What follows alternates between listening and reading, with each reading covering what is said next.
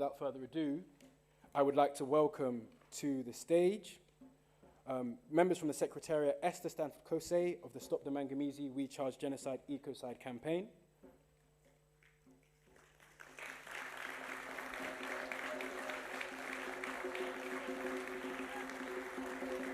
And also of the Maangamizi Educational Trust, the Pan-African Reparations Coalition of Europe, and also Onyekachi Wambu of the African Foundation for Development, AFORD.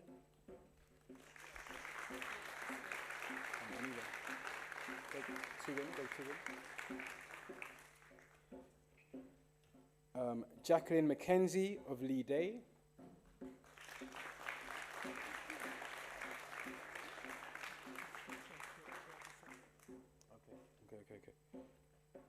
Professor Verene Shepherd, who will be contributing online for the Center for Reparations Research in the University of West Indies.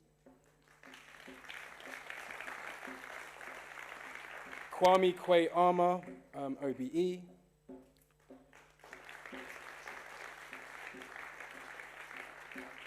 Professor Kimani Nehusi, who is contributing online. And then Adwoa Coleman, Sister Adwoa Coleman of the African Union.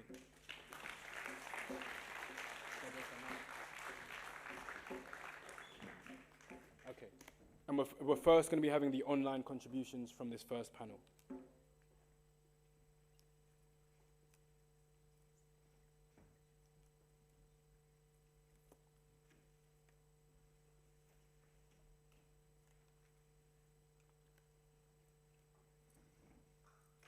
So that will be the videos of, there you go. Fellow speakers, begin by thanking the All-Party Parliamentary Group on African Reparations for inviting me to speak at your UK Reparations Conference 2023, titled Charting a Pathway to Reparative Justice, a conference that also seeks to revisit the legacies of African enslavement and colonialism and suggest ways to defeat them. I also wish to use this opportunity to applaud all members of the All-Party Parliamentary Group on African Reparations, civil society, and advocates in the UK for the work that they are doing. We in the Caribbean have followed your work with admiration and also held consultations with some of you on dedicated visits to various parts of the UK to learn from your strategies and to share our strategies, as together we seek a united front to demand reparation on behalf of our ancestors. Today, I want to speak on decolonial education and reparation, the responsibility of universities, because education is central to our desire to chart a pathway to reparative justice. The rationale for my choice of topic is that in many parts of the world, but especially in the USA and Britain, we have seen attempts to marginalize African history and redefine, if you can believe it, the meaning of chattel enslavement, chattel slavery they call it. In an article in the Independent newspaper of Wednesday, 26 July 2023, race correspondent Nadine White told us that the University of Chester had accelerated plans to pull the plug on its flagship African history course without consultation from its teaching staff or its students, leading to an online petition.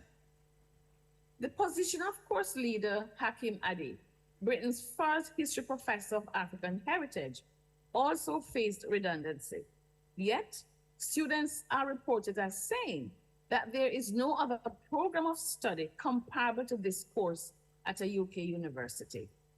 Yet widening the scope of Black history, as one observer put it, helps to unravel and unlearn many racial stereotypes and helps students of African descent to connect with their past history and culture. As we in Jamaica mark Heritage Month, and as Monday, October 16 was National Heroes Day, I remind this audience that Marcus Mosiah Garvey, Jamaica's first national hero, warned all of us that a people without the knowledge of their past history, origin, and culture is like a tree without roots. That we can build those roots through education, as it is by education that we become prepared for our duties and responsibilities in life. If one is badly educated, he must naturally fail, and I guess at that time they didn't say and she, in the proper assumption and practice of his, let me put, her duties and responsibilities.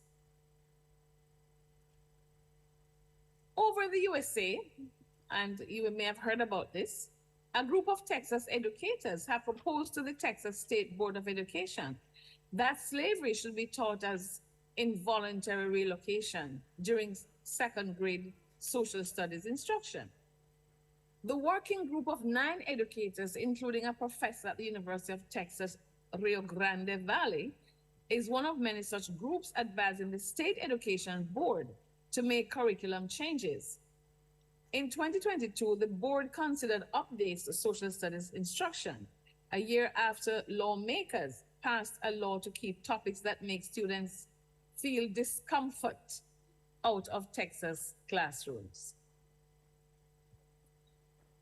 Well, I have to say, the Maangamizi was uncomfortable for our ancestors, put it mildly, and continues to be uncomfortable for those living with the legacies.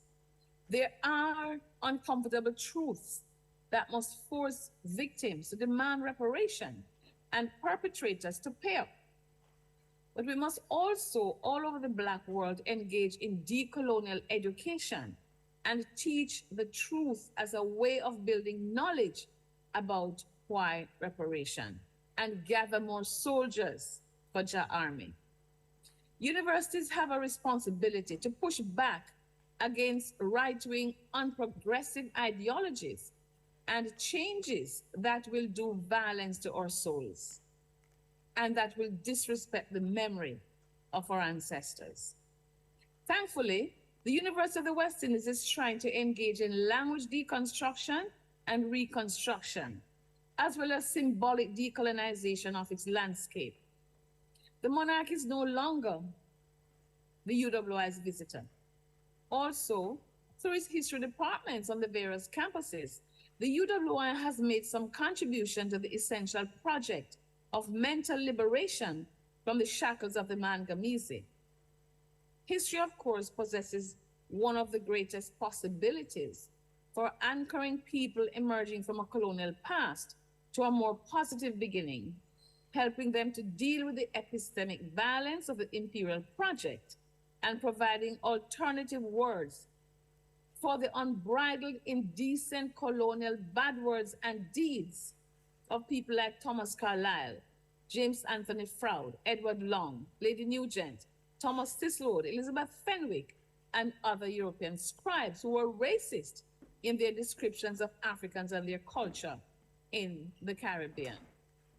Imagine the potential damage of Fenwick's views that blacks in Barbados are a sluggish, inert, self-willed race of people, inaccessible to gentle and kindly impulses. That's a quote from that writing. The production of alternative knowledge was a particularly critical aspect of what Bill Ashcroft et al. Referred to as the counter-colonial resistance. For the Caribbean has been affected by a historically constructed image, I should say, that still influences self-knowledge as well as global attitudes towards its citizens. This image, paraded as truth and knowledge, was a product of the minds and pens of generations of writers from the North Atlantic system who appropriated the project of producing knowledge on the Caribbean for overseas consumption, introducing the Caribbean and its people to a wider public.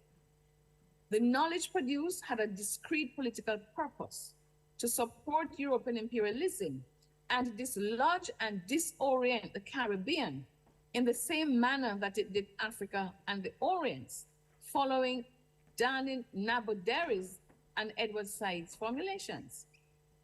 Caribbean scholars were forced to engage in a project of reconstructing and reconstruction,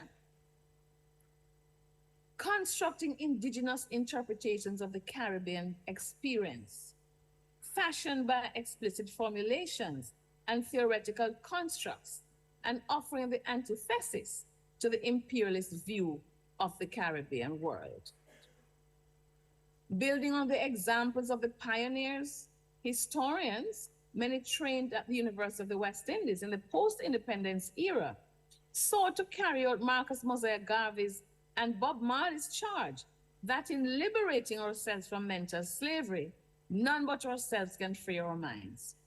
Many in the post-colonial era saw the possibility of using history as an emancipatory tool, perhaps believing in Marcus Garvey's concept that history is the landmark by which we are directed into the true course of life. It is still a work in progress at the University of the West Indies, as not everyone is at the same state of consciousness, but we have come a long way over these 75 years, and we have many years of change to come. Thank you very much.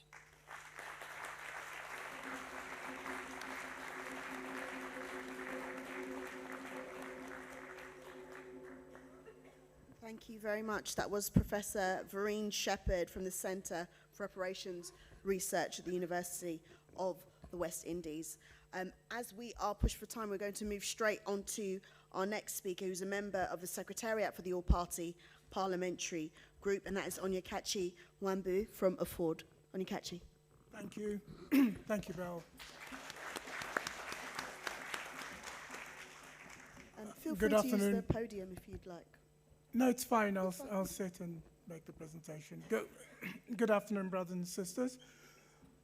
Greetings, and it's so good to be here with everybody. And this is a meeting that has been 30 years in the making since Bernie Grant launched the African Reparations movement here in the UK.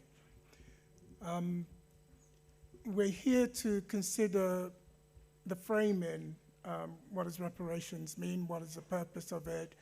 How should we approach this? And I wanted to just throw out a few ideas and a few dates. The OAU in 1993 called the Conference on African Reparations. So why did they do it in 1993? And it's very important to talk about why 1993 was significant and 92 earlier when action started around this. There's always been, since the first moment of attack and the trafficking, kidnapping and trafficking of enslaved Africans, there's always been resistance and calls for repair and calls for restitution. But 1993 also represents an important milestone. And it's a milestone that begins in 1452, just over 500 years before, when Pope Nicholas V issues a papal decree that says that it's okay for Europeans to reduce any Saracens and pagans and other unbelievers to perpetual slavery. He then issues another papal bull in 1455 to the same Afonso, the King of Portugal, Afonso V, extending to the Catholic nations of Europe, dominion over discovered lands all over the world. And they split the world in half. And since then, with that movement to the west, the movement south to Africa, and then the movement round the Cape, Europe becomes at the center of the world. And a hegemony is put in place, and ordinary, small European countries construct a global system that dominates the world. So if we're going to respond, we have to be responding to that system that was constructed or beginning to be constructed with those issues of those papal bulls. as we said, people began to resist immediately, and I've come up with some R's that might explain that journey of resistance and the different processes that we're going through, and perhaps we should also consider in this reparations conference about how we repair what has happened and how we resist and challenge that system that has been put in place. So why is 1993, fast forwarding, very important? Resistance happened in Haiti, happens, you know, we had the battles to remove slavery in all the different locations in what I'm calling the African Atlantic world. The struggles that went on in Africa, a lot of things happen. Big heroes, as I said, Toussaint, big intellectuals, C.L.R. James, Padmore, a lot of people who are involved in this struggle. But 1993, we are at the end of an age of really important, that age of domination, that age of second-class citizenship, that age of codification of African inferiority, where European powers have either the strength, the arrogance, and the power to impose African inferiority in legal documents.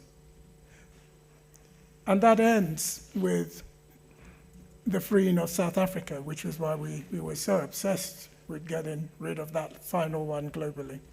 So in 1993, the African world starts looking back at the price, as James Baldwin used to say, that we paid for the ticket. And we see the reparations movements have begun. And those reparation movements, as I say, I found it useful to discuss them in a number of R's. So the first R was the R of resistance. And then the second R is just recognizing what happened to us in those 400 years, in all the different locations in the African Atlantic. So the millions who died being transported across the Middle Passage. Some people say it's 2 million, other people say 20 million, but a lot of people pass. The Atlantic Ocean is an African graveyard. What does that mean for us? What does that mean for repair? Why is it that the powers that reduced the Atlantic to an African graveyard can commemorate in Park Lane the role of animals in war, but cannot put up a statue to the victims that created all of this that we exist in? So that R of recognition is important because people get angry when you ask them to recognize what happened. How many dead? We started a Remembrance Day in 1995 to commemorate the dead. This country still can't bring itself to acknowledge, to recognize the dead. So that's the first R of recognition. There's the R of remembrance. There's the R of restitution, because during those period of attack and domination, our cultural artifacts were taken in the museums down the road. Our leaders were slain, and sometimes their heads were cut off and brought back as trophies. And they're in basements in various museums in this country. So can we return those artifacts? I'm particularly involved in a campaign called Return of the Icons to make sure that those ancestral remains and those artifacts are returned home. And some of our high-ranking African officials are still on display.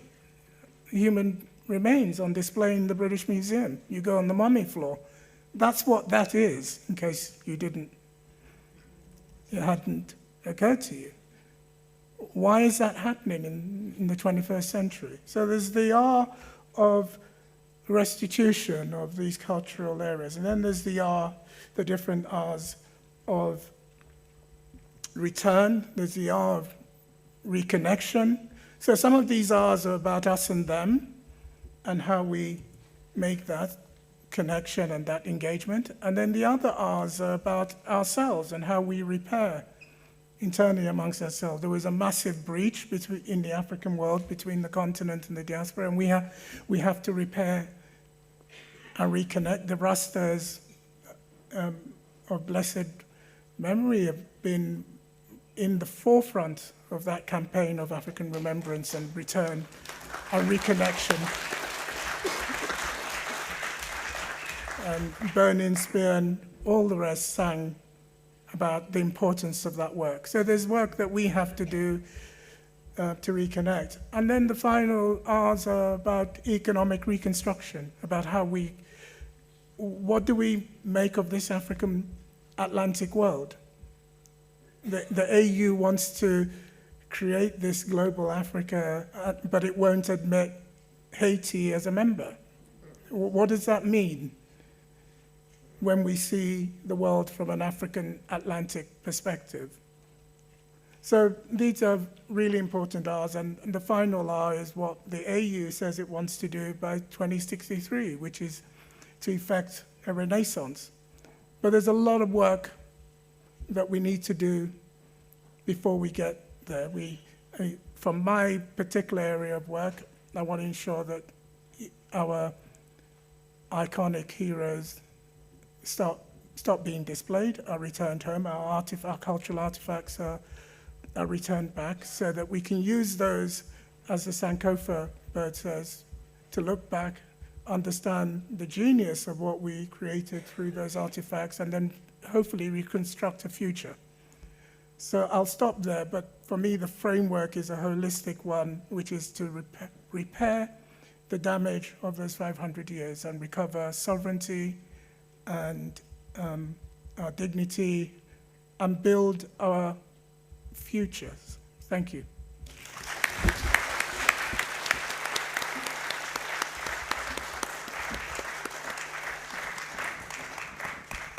Thank you very much, Onyekachi. We're going to move straight over to our next speaker, who has woken up very early in the morning to do this because he is 6 hours behind in the USA. We're going to go to Associate Professor of American Studies, Kimani Nehusi from Temple University in the United States.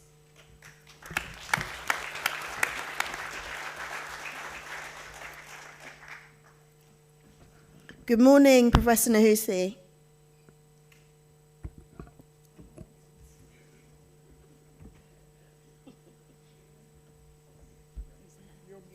You're on mute, Professor Nehusi.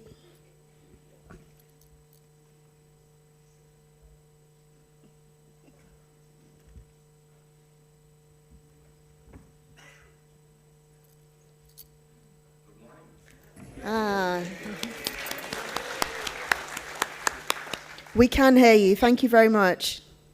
Thanks for unmuting me.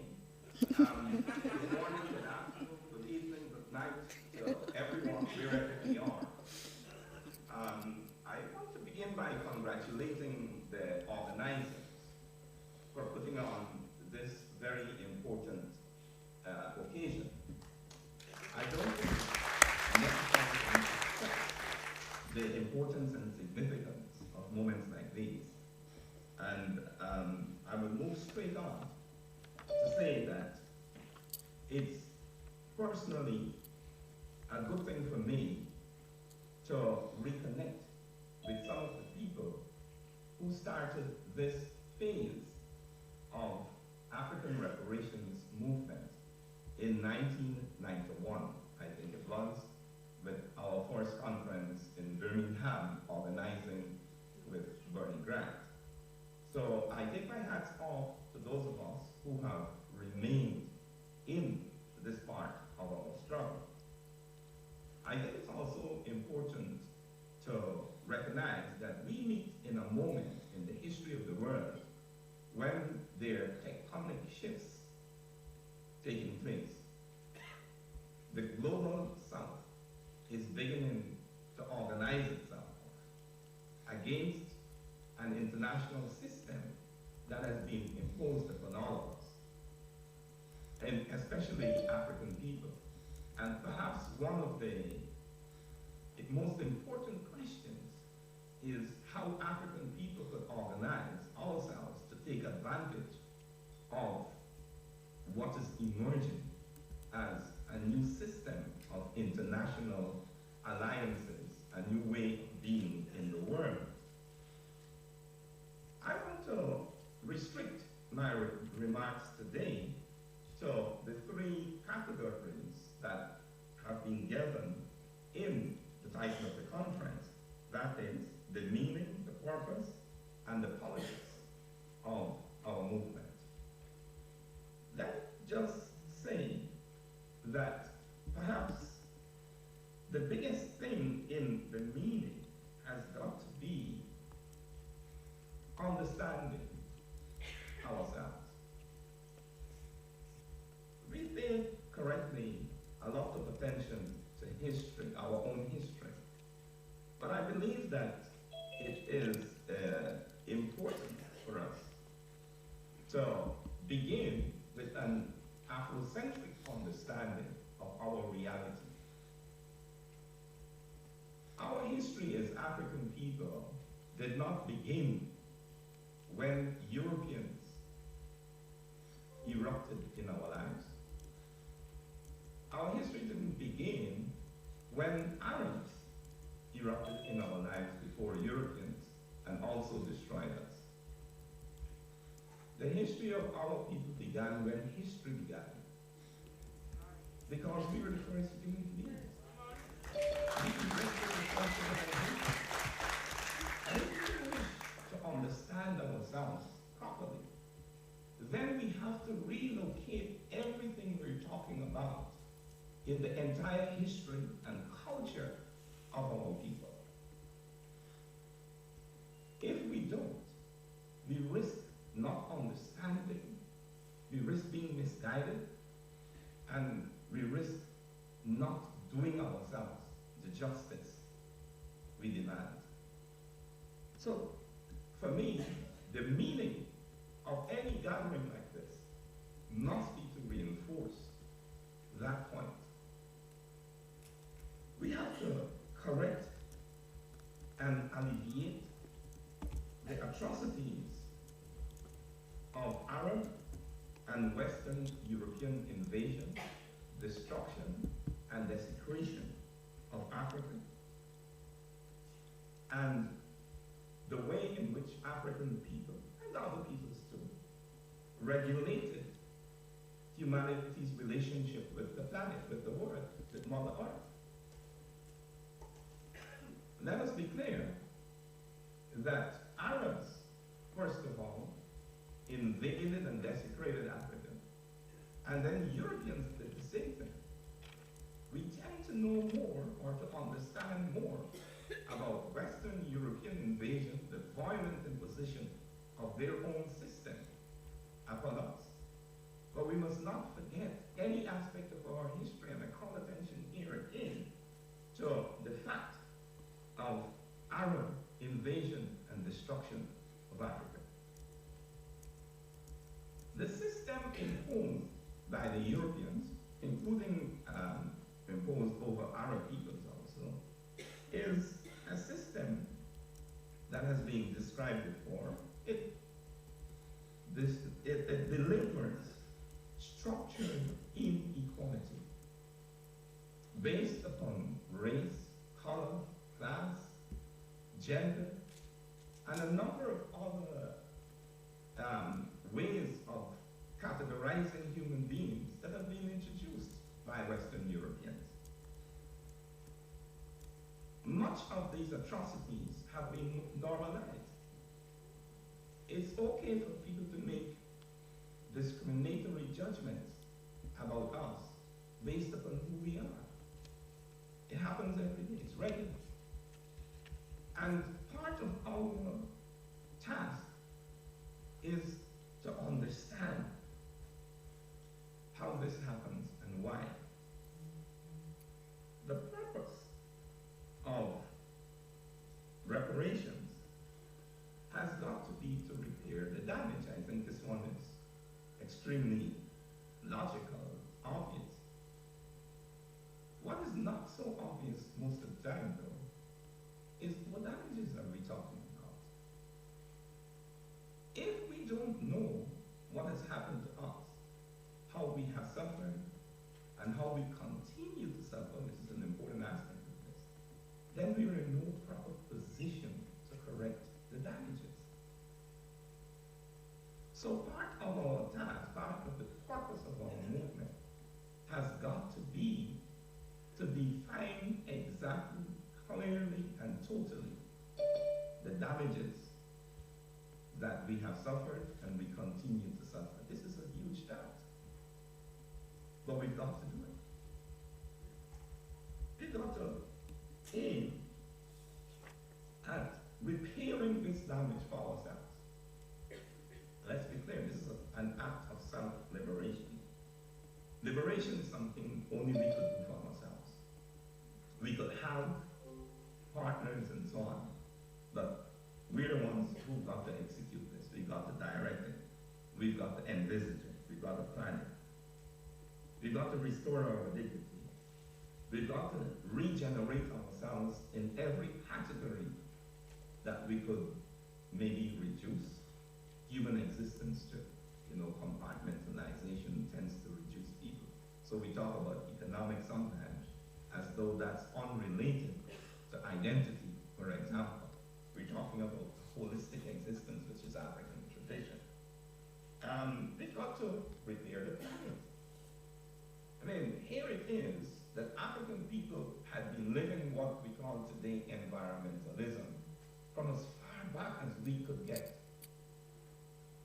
And we don't know this. Most of our people tend not to know this. Today, when you turn on the television and hear about and see about environmentalism in Africa, it's invariably Europeans, some of them well-intentioned, who are talking about environmentalism. And if you see any Africans at all, they're in the background. Now, most of us don't recognize the atrocity, the indignity of such a representation or misrepresentation of our history and ourselves. So there are areas there, I mean, we could talk at length about how African people lived environmentalism through our culture, which we've been forced and persuaded to desert in increasing numbers. So for me, one of the most important purposes has got to be the restoration of African identity. Broadly speaking, that means our history and our culture. I don't need to stress that. Other speakers have done so already. So we've got to begin at our beginning to understand our own story. We've got to do it for ourselves.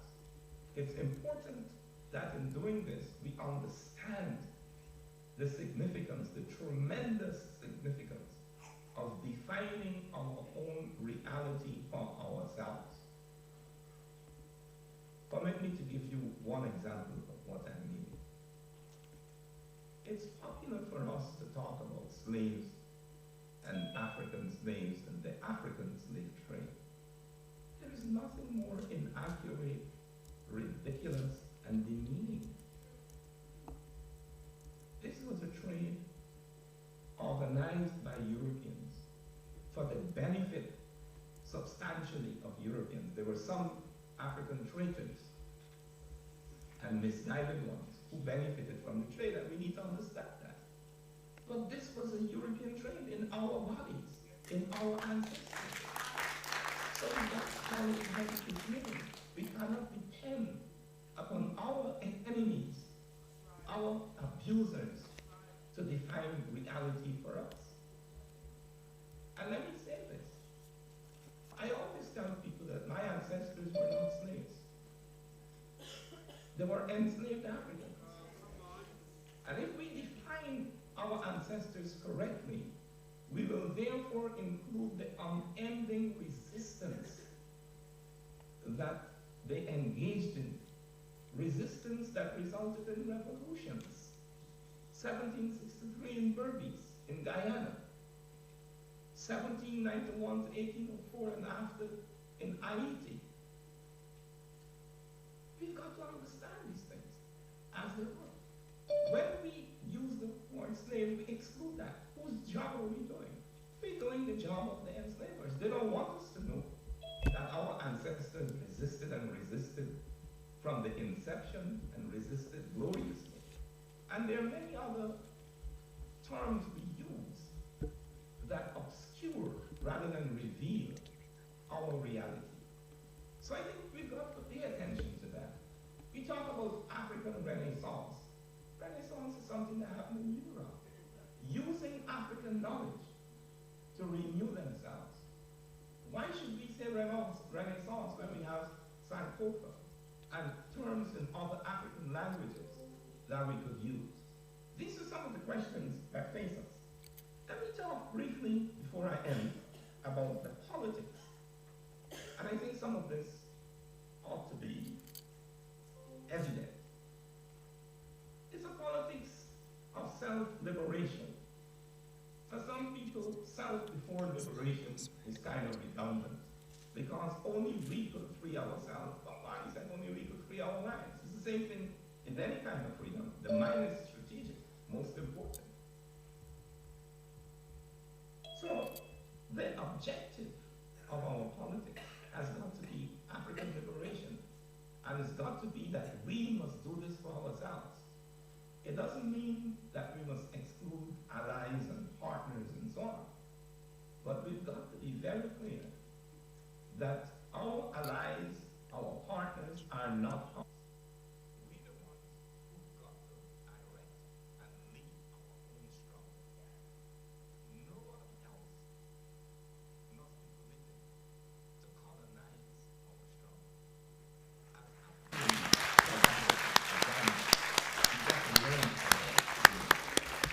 it's informed African people who've got to plan, strategize, and execute our struggle. Let me insist on this, that informed Africans, because it's only when we have all the facts, or most of the relevant facts, and a clear understanding that we could make the best decisions on ourselves. And this is an insistence on knowing who we are, our identity, and knowing our history. We don't have to know every detail. We just got to understand the overall trajectories of our history. And we've got to promote people, scholars, activist scholars, who will continuously research and produce the relevant knowledge and understanding of our history. We've got to produce awareness. There are lots of us who may not know all the details of our history, of our struggle. We've got to be aware. That's where things begin. This means education. What kind of education? Well, the education that's relevant to our people. And this includes knowing our history, includes knowing our language. Ancient Egyptian language, Medu Neche, is strategic. We don't know much about the first details, the earliest details we have about ourselves. The models and examples that our people organized and lived 7,000 and more years ago in the ancient Nile Valley will surprise many of us. We don't know, we tend to know about the Greeks and the Romans, who would come thousands of years after and copy from us. So it's important that we understand ourselves in these ways. We also need organization. We could get nowhere without proper organization, disciplined organization. We need to mobilize ourselves. It's no use. We have 10 or whatever number of scholars and activists, and we don't go into our communities, raise awareness, promote organization, so that when we move together in large numbers. We're mobilized. And we need permanent mobilization. We need an ideology to guide us, and that ideology could only be Pan-Africanism with African socialism, if I might call it so in crude terms. You know, taking back our our ancestors' understanding of our survivors. We also need to build eventually a people's organization, an African people's organization that will guide and lead our movement. We must promote tactical and strategic understanding, actions, decisions about our own struggle. Finally, there are some questions that ought to be self-evident, and we must be very clear about it, as well as the answers to these. One is, who controls the process of African liberation? The resounding answer is educated Africans, and I don't mean educated by people who got PhDs and blah, blah, blah. I mean people who understand, who know our struggle and understand it. And above all,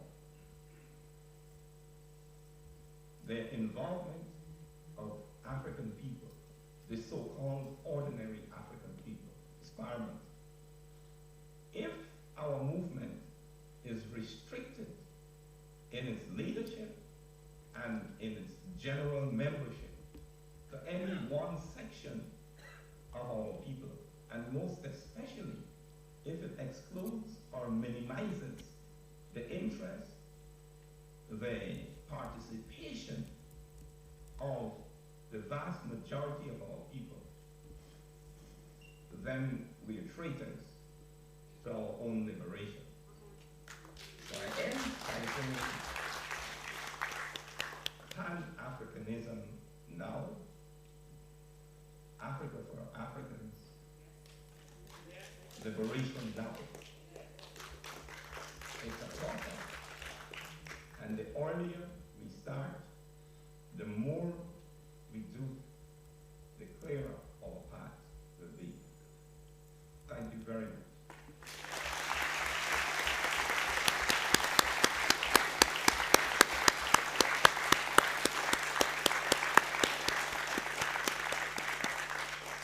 Thank you so much, Professor Nehusi. Now, I'm very, very pleased to have our next speaker, who is actor, playwright, director, broadcaster, and the artistic director of the Old Vic. But perhaps most importantly, somebody who, when we hit a huge snag with this conference, and I assumed that I would just have to not go ahead, gave some very, very encouraging words without knowing it. And that is Kwame Kwei-Armah. Kwame. Thank you. Thank you so much. First of all, I'd like to thank you, Belle, for standing on the shoulders of your ancestors, in particularly Bernie. Understanding how the mechanisms, how we use the tools to dismantle the house is phenomenally important in this time, though we don't always have to use the tools or the master's tools to form our home. And so I thank you for creating this conference today. I'd also like to thank the speakers who've gone before me and my brother Onyekachi. We've known each other for a very long time. And brother, you're still looking young. I want some of that juice, whatever you're drinking. Just send it this way, please. But most importantly, actually, it's about, the reason I'm thanking you is because I loved your multiple R's.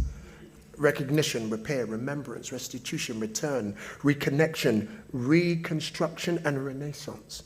And I found that very empowering, actually. And part of the reason, I'm going to move quite quickly because I know time is important and there's a lot of people to speak, so I won't really speak that long. But the reason why I accepted the invitation is because I perceived myself as a direct beneficiary of enslavement, of our ancestors, of those who've been enslaved. I'm a direct beneficiary. And why do I say such a thing? Well, I say such a thing is because my parents came from the Caribbean island of Grenada, and they left 4,000 miles to come here to the first world to give me a first world education, or access to the things that the first world, as they call it, had created off the backs of our ancestors. This was built off the Industrial Revolution and the capital that came from the Industrial Revolution, and that capital went on to build the institutions that we now sit in or are oppressed by or negotiate with for our very survival. And so why do I say I'm a direct beneficiary of it? Because I stand and live here and walk on the soil that they built.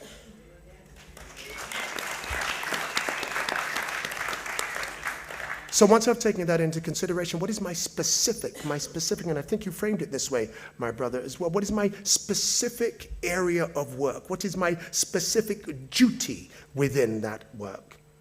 Well, that is to remember, to salute, to correct, and to inspire through the tool that I have been given. That is the tool of the arts. We think that we are ruled by the military. We think that we are ruled by finance. But actually the thing that really rules us, that really controls us, is narrative. Narrative creation.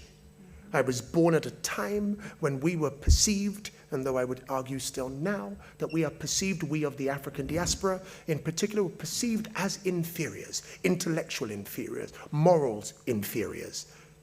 And that subconscious inferiority was bred into our minds and placed into our system. And the system around us supported it in everything that we do. Our relationship with the authorities, our relationship with education, our relationship with art, our relationship, that subconscious inferiority bred into us from the moment we touched down in the West.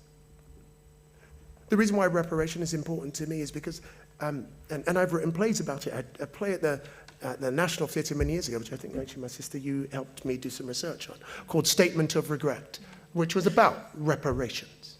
It was very interesting that I'd written a play before that called Elmina's Kitchen, which was set in, quote unquote, the working class environment, and it got rave reviews. When I set my second play, which was set actually in a black bookshop, The Organic Intellectuals, looking at that, it got good reviews. When I set Statement of Regret in a black think tank, talking about reparation and how we repair, my friend, it got slaughtered. And I never had a play on at the National Theatre again. There is a direct correlation to, in my humble opinion, to all of those things. And let me talk about subconscious inferiority. You know, I was doing a play, actually Fix Up, with an actor called Delroy Lindo, and we're in rehearsal. And Delroy made a joke, and he did this. He goes, boy, Quams, looks like, and now for people of my generation, we know what that meant.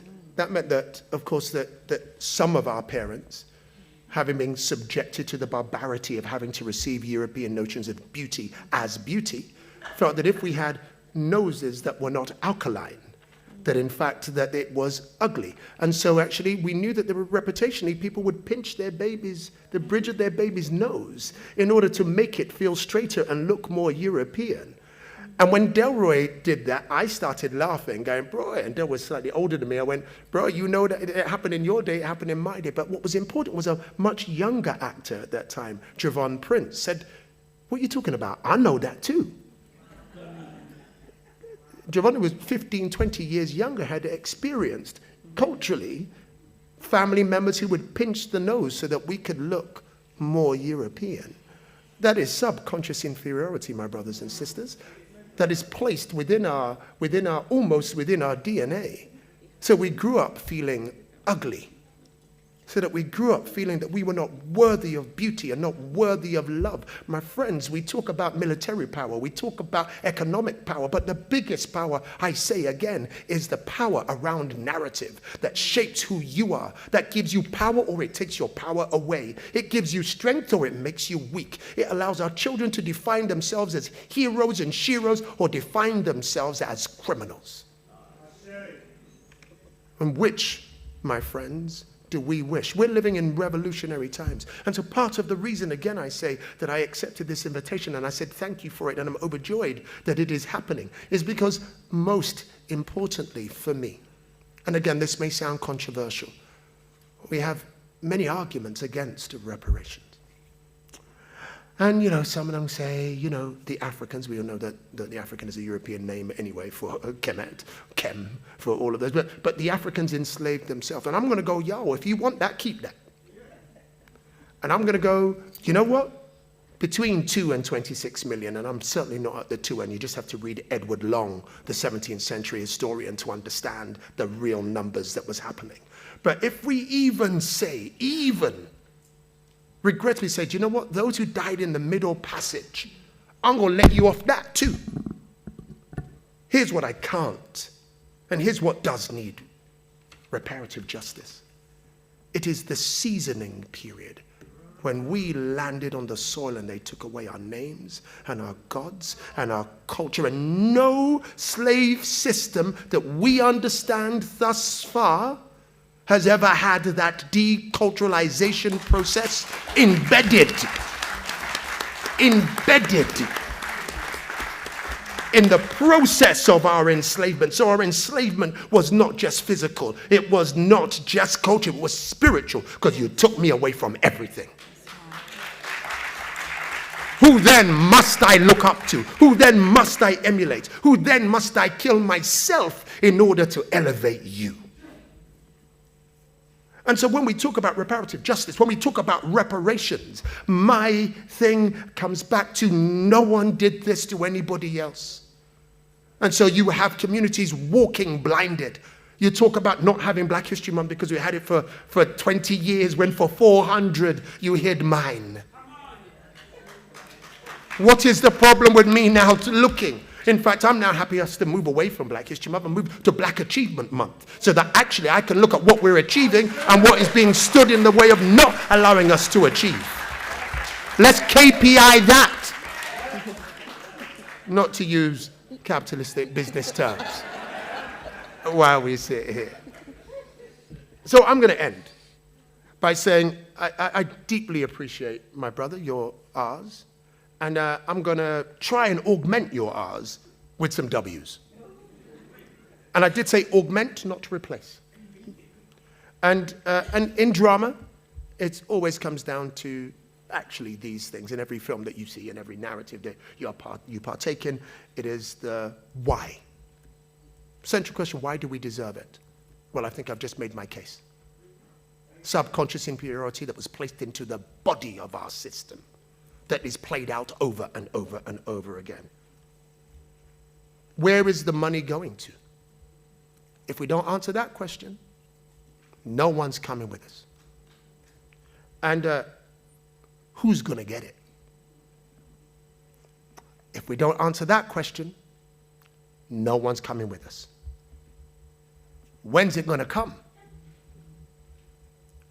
Reasons why we set up, or why you have set up wonderful forums in this way. And most importantly for me, what difference is it going to make? Well, that's what we have to make an argument for. How will any form of reparation not just pay back, because they can argue you didn't do it, or they didn't do it, their ancestors did. But what difference is it going to make to me today, carrying the wounds of deculturalization? I think these are central questions that I ask. And I would end by saying, this movement is a 21st century movement. It is not old school. It is right now. And we have to make it feel progressive. We have to make it feel exciting. We have to make it feel revolutionary. We have to make sure that the young think that this is something that they can opt into, not that they are dragged into. In the arts right now, it's really hard to actually get Black artists to want to dedicate their craft to stories that are about race. And I understand it, because they're like, that's all they've ever let us do. Now we can be in Marvel films, so I don't want to go back and talk about enslavement. While we run the risk of forgetting, and we run the risk of others taking that place. I don't know about you, but I'm seeing a lot of white comedians do Nigerian accents on YouTube. I'm seeing lots of them doing Yardi accents, taking spaces that used to be ours. I say it's up to us to make sure it is fashionable, hot, young, contemporary, revolutionary. And if we don't deserve the things we're asking for. Thank you.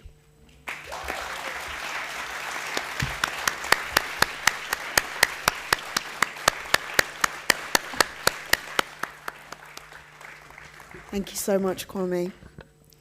I'm going to see if we can go to Adwoa Coleman from the African Union. I know she was having some trouble.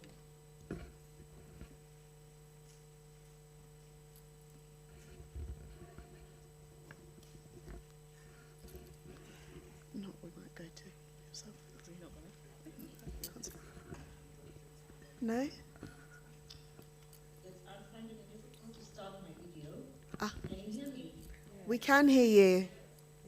Yeah, but I have issues with my video. Can I go ahead without my video? Yes, of course. We're very happy to hear from you, Adwoa, and in particular, we wanted to hear about the upcoming conference that the African Union is holding and about the African Union's commitment to reparations. Yes, thank you. First of all, let me thank you for making it possible for me to participate or attend or listen in to this conference. It's extremely important that we underline that this conference could not be more opportune. The timing of the conference could not be more opportune because it brings together all of us from the continent and from the diaspora. And this, in fact, is the major objective of the conference that the African Union, together with the government of Ghana, will be convening on the 14th to the 17th of November in Accra, Ghana. And this conference seeks to build on earlier initiatives which the OAU, as we all know, which we all know is the predecessor of the AU, which the OAU built on, which the OAU, the initiatives that the OAU carried out in the early 90s. I do recall that one of the earlier speakers referred to it. The main one other main objective is to do some housekeeping on the part of the amongst ourselves on the continent. We're going to see how we can bring together all the member states, all the important stakeholders to work together and adopt a common strategy that will take us forward. And we are hoping that the kith and king in the diaspora will join us and bring to the table their experience, which we can then draw inspiration from in adopting this strategy. Let me say that this decision was taken, the decision to have the conference was taken at the highest level at the highest level by the heads of state of the African Union. But in addition, and so we should have a fair representation of African leaders, but we will also have representation at the highest level, hopefully, from by leaders of the diaspora.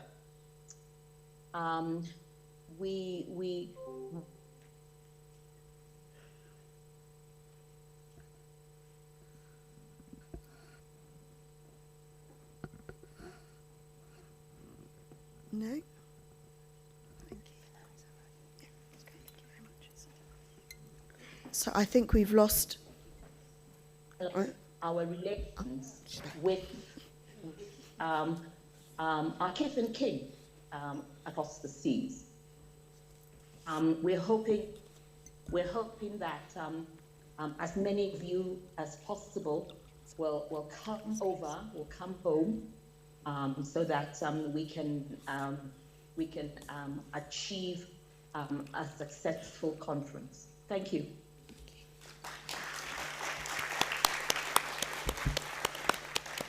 Thank you so much, Adwoa, for being with us today. We're going to go straight to our next speaker, who is Jacqueline McKenzie, a partner at Leigh Day, but very importantly, one of the partners for whom which we wouldn't have been able to put on today's conference. So thank you so much, Jackie, and we're very pleased to hear you speak. Thank you, Chair, esteemed panelists and conference participants, all protocols observed.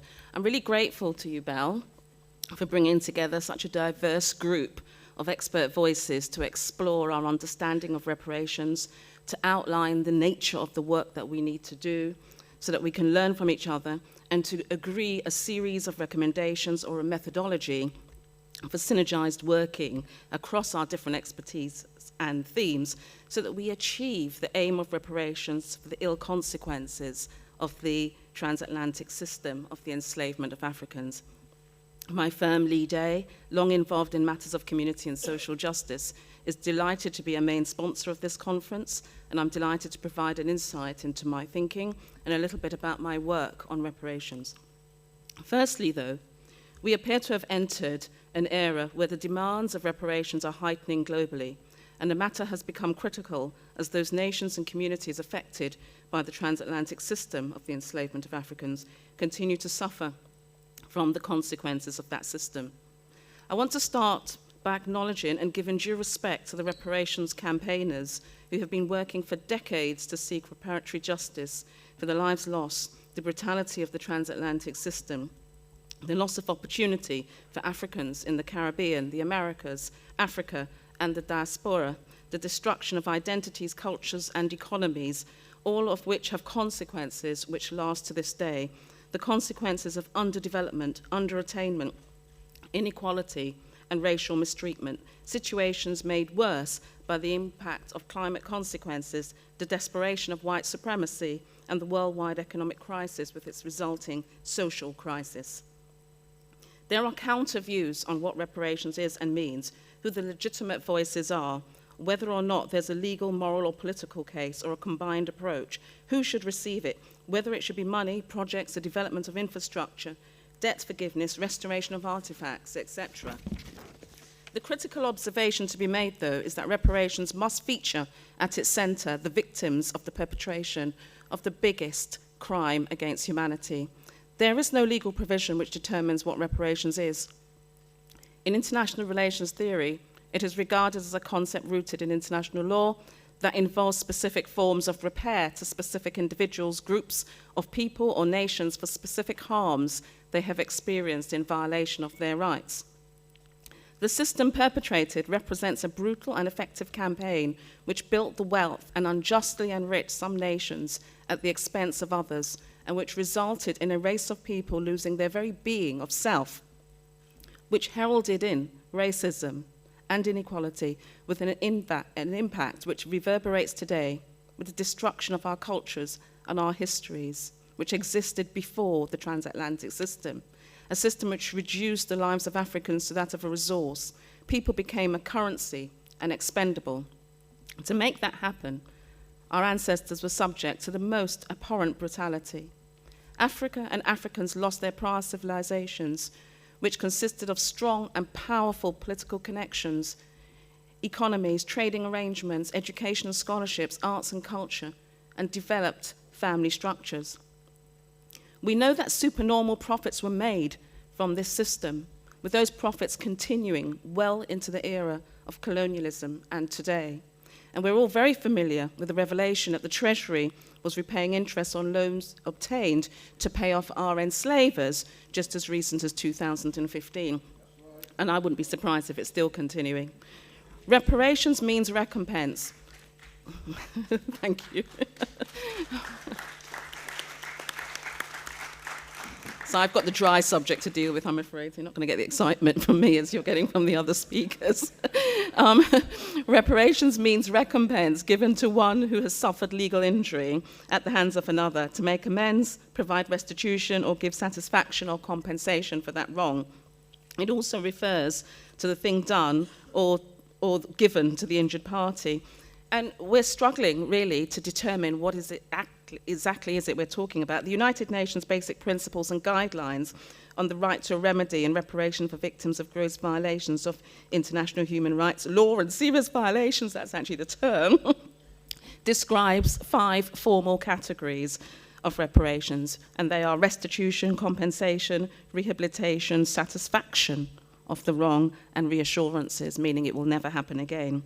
In the discourse and practice on reparations, we're seeing institutions and families entering the space with pronouncements about their past involvement in the transatlantic system of the enslavement of Africans. These are initiatives which have been extremely helpful in raising the profile of the cause and so therefore welcomed, but we must sound caution if these initiatives come to dominate and worse, distort the meaning of reparations and move us away from the requirement to provide. Move us away. I'm racing because I thought I had 15 minutes, so when I got here, I heard it's 6. So move us away from, 7. I've just wasted one.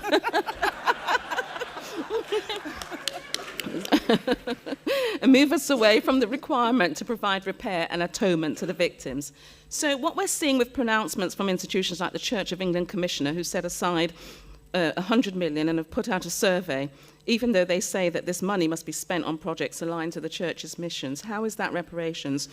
We have the Bank of England. And who's completing this survey? How's it reaching the people who need to have this repair? We have the Bank of England, who admit to owning plantations on the east coast of Grenada. We've got Balliol College at Oxford, who announced just this year that its wealth originally has been built on injustices like slavery and other forms of exploitation in subsequent centuries, and sought to quantify this, and actually came up with quite a measly figure. And unfortunately, I forgot to look up the figure. I was actually in the audience and forgot to note the figure, but it was quite measly. And I thought, well, hold on a moment here. Where does that come from? You're making it's almost as though these organizations want to dictate this discourse, and they want to tell us what reparations is, how much you're going to get, and absolve their future generations from any further involvement or responsibility. And I kid you not, King Charles signalled his support for research into the British monarchy's historical links with transatlantic slavery after the emergence of a document showing a predecessor's stake in a slave trading company, which apparently took him by surprise. Most students of the numerous black-led supplementary schools across the country could probably school our king. And the heirs of slavery, who as individuals have pledged sums of money to various reparations committees in the Caribbean, their work's important and instrumental in raising profile, but who are these reparations committees? Who are they accountable to? So there must be more discussion on this. My work as a lawyer is currently looking at the work of CARICOM and how CARICOM takes this forward, CARICOM being the union of 14 Caribbean states. CARICOM recognizes, though, that it cannot and should not be seeking reparations on its own accord without examining the consequences for Africa and Africans in the diaspora. In recent months, there have been a number of I haven't got time to repeat it, Kwaku. In recent months, there have been a number of high-profile meetings in the region where delegates from the AU have met with leaders, lawyers, activists, and academics in the region to work together. And there is now a joint working commission across the AU and CARICOM, which I am joining as a lawyer. Even if we as lawyers work on specific causes, this does not undermine the importance of recognizing the Pan-African requirement of reparations and the need for repair to include those countries in Africa who were impacted, those countries in the Caribbean and Latin America who were impacted, and the descendants of those people who were transported from Africa, wherever they may be in the world. What reparations may look like is beyond the scope of my introductory words here today, but it is something we must discuss. One of the things us lawyers do when deciding on strategy for any case is to look at how realistic an outcome might be. We may have our minds the egregious nature, sorry, don't worry, I'm not going through this entire paper, I am skipping bits. We may have in our minds the egregious nature of this brutality. However, we are going to have to set parameters. It's my view, and I look at Elder Cecil Gutsma over there, and I bow to Esther here, because they may disagree with me vehemently, but I think a lot of this work will probably remain outside the court and around tables in negotiation or arbitration, perhaps with some really dreadful organizations and individuals. We have seen some recent legal setbacks. The reparations case for Tulsa race massacre was dismissed by Oklahoma judge Caroline Wall, who dashed an effort to obtain a measure of legal justice by survivors of the deadly racist rampage that left hundreds of black residents dead in 1921. And there are survivors who brought that case, let alone what we're looking at. The Court of Cassation, I think that should be cessation, I can't read my own typing, France's highest court of appeal, recently rejected a claim for reparations to be paid to the descendants of people enslaved under the French Empire. While France recognized slavery as a crime against humanity, it denied all requests to compensate the relatives of those victims. Those of us who work in the area of human rights law in particular, without wanting to attract any further venom, often raise an eyebrow at how truly separated are our executive, judiciary, and legislature, as discussions about floodgates, numbers, and money always seem to conflict with the rule of law or the general regard for safeguarding of human rights. And we'll have that fourth estate, the media, riling up its base against us. You hear it in the phone-in programs. We're not paying our taxpayers' money. It was nothing to do with us, that sort of thing. But there is no doubt that the transatlantic system of enslavement of Africans was unlawful. Our defendants will continue to say that slavery was legal and therefore reparations is unwarranted. There are even those who will go as far to say that chattel slavery, where one is deemed a piece of property with no rights, was precluded from any protections enshrined in law. The notion has the effect of effectively saying that Africans were not humans. And of course, there are jurists on the side of reparations who discuss the absurdity of such a notion so as to render any relevant treaties or declarations null and void, and that we should be seeking a declaration to that effect. Slavery is deemed one of the 12 crimes against humanity. I'm going to completely skip the Durban Conference and some bits of the legislation that we've been looking at because I've had my 1-minute signal up by my boss here.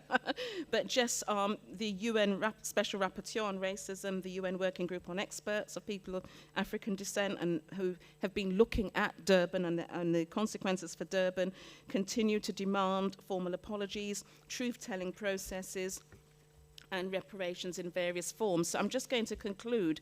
The British will say that slavery was legal, but there is no pronouncement there is no law providing for slavery.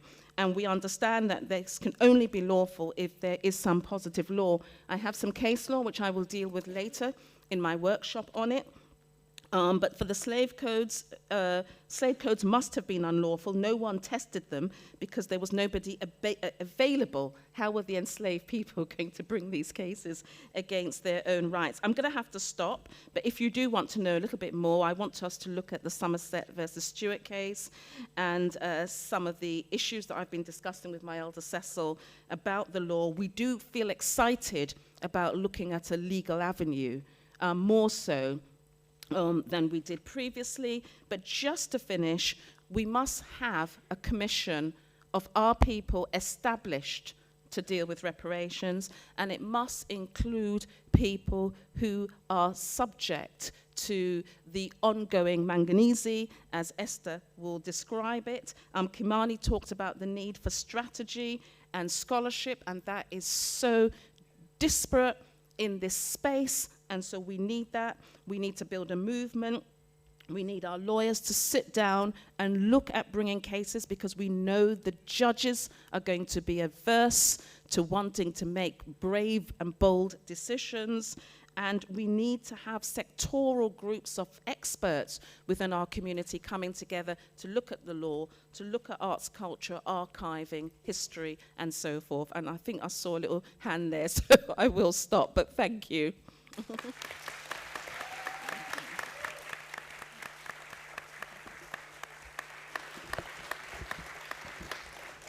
Thank you so much, Jackie, and I can see that we're going over time. I always enjoy listening to you speak, and actually all of you on this panel, which is why I've let you go over. But I know that our next speaker, who is one of the Secretariat, will not do this. Are you going to discriminate against me? No. As an organizer of this conference, our next speaker... Our next speaker is Esther Stanford-Xosei, who is the Executive Director of Stop the Maangamizi.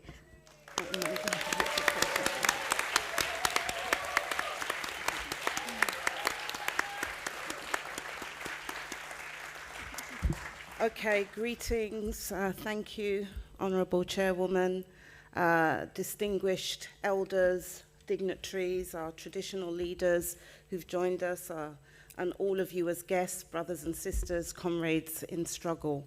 I'll try and be really, really quick. So, thinking about the topic of the meaning, the purposes, and the politics of African reparations. And so I just wanted to bring together some streams of thought from the work of the Maangamizi Educational Trust that I'm the Executive Director of, the educational arm of the Stop the Maangamizi We Charge Genocide Ecocide campaign. And I begin by pointing out the importance of our story, history, her story, our story. Because the struggle that we are speaking about today, that we are joining, has a history, and our story, a her story. It hasn't just dropped from the sky, as Professor Walter Rodney spoke about, that there are real people, ideas, lineages that we have to have at the bedrock of everything that we are doing. And part of the politics of what's going on today is that there is not only historicide being committed, an attempt to kind of kill that history and kill the memory of those that sacrificed for this struggle. What we also have is an erasure of the illustrious works of our forebears, including in recent times. So it is really important to revisit, especially during this last 30-year period, in terms of a modern kind of phase of the struggle for Pan-African reparations. That is for all African people, wherever we are. And one of the things that is really great and unique about the movement here, which is not a black British movement, is that the movement here has always been Pan-Africanist. That is the dominant tendency within the International Social Movement for African Reparations, the UK contingent. We are too small in number to have gotten into those kind of very chauvinistic notions that reparations is just about us. And in my journey, I have unfortunately encountered many people now taking up this mantle of reparations who have tried to restrict even the participation of some of us from different parts of the UK on the basis that we're not Black Scots, or we're not this, or we're not that. This is the movement that we have today. And these are the battles of ideas that are ideas around nationality, around class, around gender, and other intersectional concerns that we must contend with if we are to do justice to the memory and the legacy of those who have carved the path, who have paved the way, those who were assassinated. Let's use the terms. And we who now are standing on their shoulders cannot dishonor them. We cannot dishonor their memories and their contributions. We cannot commit the ancestral treason that is happening today, because some of us are well positioned. This is the politics. Some of us will not do it. because we are in touch with our lineages and we are accountable to them, to our ancestors. We are them, to ourselves, but most importantly, to our future generations. So the kind of world that we fashion as a result of African reparations is all important. And we haven't got the luxury of time. Our young brother Coleman spoke about the crisis, the polycrisis, the existential threats that we as a people and the rest of humanity faces. We don't have time for regionalism. We don't have time for just country politics. We do not have time to keep on trying to prop up the master's house and actually just organize according to the worldview and the actual global configuration of forces that were created by our colonizers. Whether we're saying CARICOM or the African Union, who funds the African Union? Yeah, is it ours? Amilcar Cabral spoke about the importance of us telling the truth to our people, claiming no easy victories, hiding nothing from the masses of our people. And if we do not do that, we will have blood on our hands. Blood on our hands. And some of us already have that blood on our hands. So some of us have to speak to this question of the meaning, the politics, and also the purpose. So just to summarize, no, wait. Because before we've got an ambitious program and we have to give everyone the time. Professor Malena Karenga, in his paper on the ethics of African reparations, tells us that this struggle, like all our struggles, begins with a need for a clear conception of what we want, how we define the issue and explain it to the world, and what is done to achieve it. So he argues that we should be using the terminology of Maangamizi. It's important from a cognitive justice perspective to use African epistemologies. When we're talking about African reparations, this is not blackface and looking at what other peoples do, because there is no universal definition or framework of reparations that fits all groups, peoples, and cultures. Every group defines reparations according to their liberation thrust and their potential. And we've already heard that the key aspect of reparations must bring about not only a new global order, but the restoration of African people's sovereignty and our lands, our connection to our land, which is the rematriation agenda. We've heard about Ma'atu Buntuman, a Pan-African Union that is anti-imperialist, that is premised on African notions of Ma'at and Ubuntu, not these states that were created at the 1884-1885 Berlin Conference that reinforced European coloniality. And let's look at that resistance against the Maangamizi of neo-colonialism in Niger, in Burkina Faso, in Mali. And look at even the response of the African Union. Let's look at what's going on in Haiti. And why do we have CARICOM states supporting an intervention that is being led by Kenya? This is the politics. That's about reparations. Because the people in Haiti have been struggling to restore their sovereignty. And that was the case of African reparations applied. And they have been paying for it ever since.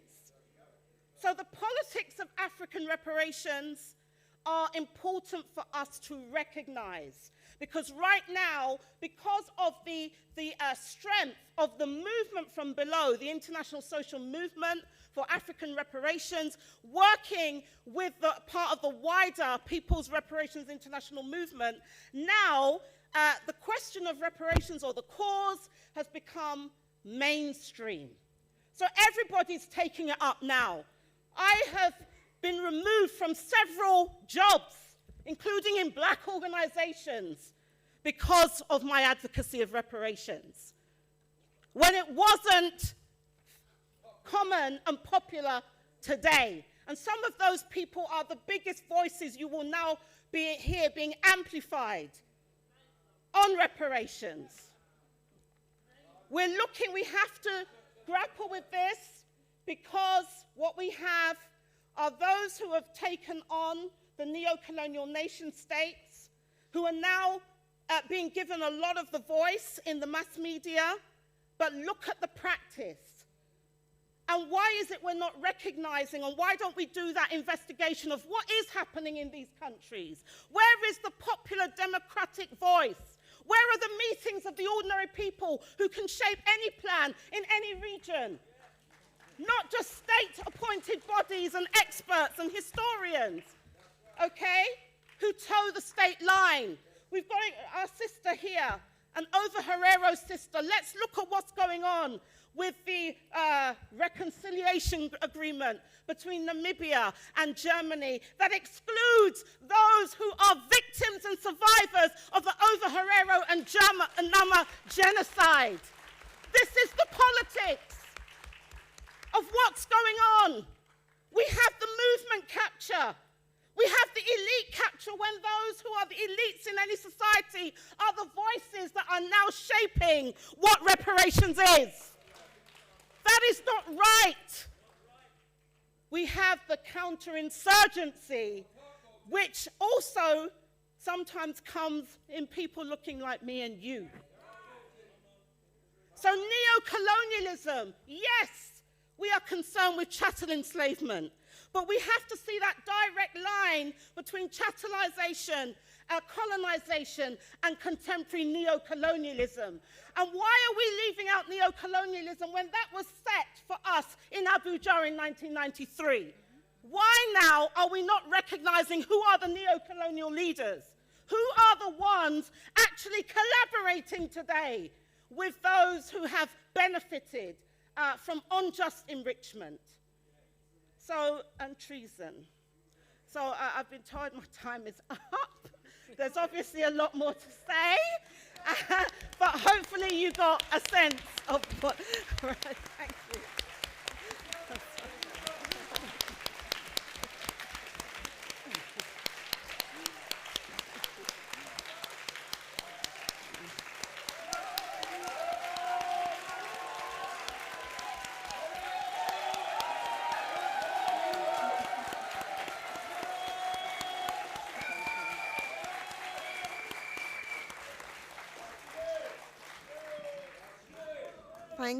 Thank you so much.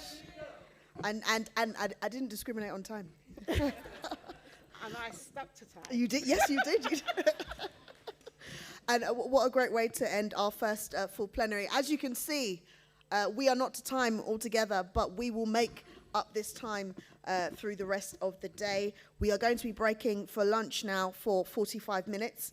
And just want to go through the breakout sessions. You will see them going past on a slideshow. And if you want to know where your session is located, please ask at the front desk. But just to go over them, the Faith, NGOs and Reparative Justice session will be in Benjamin Leigh 3. The restitution session will be in Sarah Fell. The Law and Reparative Justice session will be here in the main room. And the cultural redress session will be in Benjamin Leigh 1 and 2. Thank you so much for your patience and your attention. Enjoy your lunch.